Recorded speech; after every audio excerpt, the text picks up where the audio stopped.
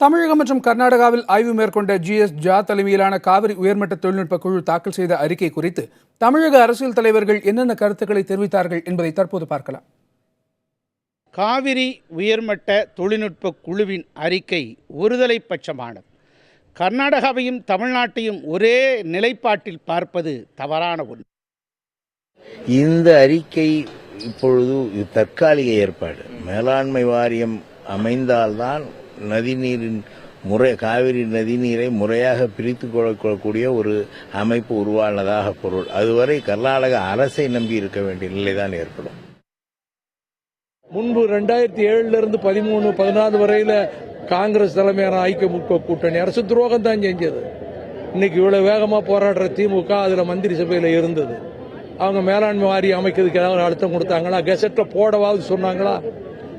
அதனால அவங்களுக்கு அதை பற்றி சொல்லக்கூடிய தார்மீக யோக்கியதோ தகுதியோ ஒன்றும் கிடையாது. இந்த பிரச்சனையை உச்சநீதிமன்றத்தில் முறையா எடுத்துக்கிட்டு போய் முல்லை பெரியார் பிரச்சனை, காவிரி பிரச்சனையும் மற்ற பிரச்சனைகளில் நான் எவ்வளவோ குற்றச்சாட்டுகள் சொன்னாலும் ஜெயலலிதா அவர்கள் இந்த பிரச்சனையை முறையாக கையாண்டதால் தான் இந்த அளவுக்காவது நமக்கு ஒரு பாதுகாப்பு நீதித்துறையிலே கிடைக்கும். இந்த அறிக்கை ஒரு தமிழ்நாட்டிற்கு ஒரு கேடு விளைவிக்கக்கூடிய அறிக்கை. இது எதிர்பார்த்ததான், இப்படி தான் இது நடக்கும், இப்படி தான் இதை செய்வாங்க என்று எதிர்பார்த்ததை போல தான் இந்த அறிக்கை அமைந்திருக்கிறது. இந்த அறிக்கைக்கும் இன்றைக்கு நாம் நடத்தி கொண்டிருக்கிற போராட்டம், மேலாண்மை வாரியம் அமைக்கப்பட வேண்டுங்கிற போராட்டத்திற்கும் எந்த சம்மந்தமும் கிடையாது.